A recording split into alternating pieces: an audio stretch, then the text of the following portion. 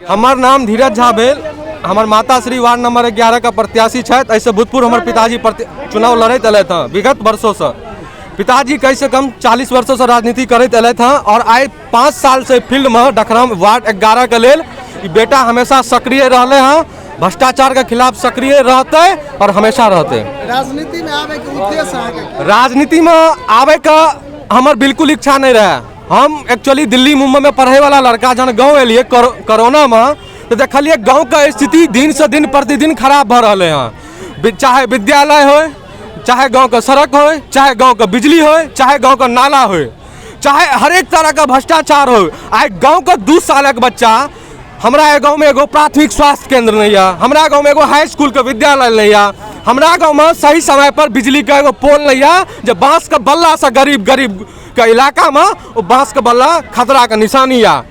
ओहि के लेल हमार मन भेल और आवे वाला चुनाव में हमार मोटिव या रोजगार, शिक्षा, स्वास्थ्य और भ्रष्टाचारी पर काम करना है। चलो बहुत बहुत धन्यवाद।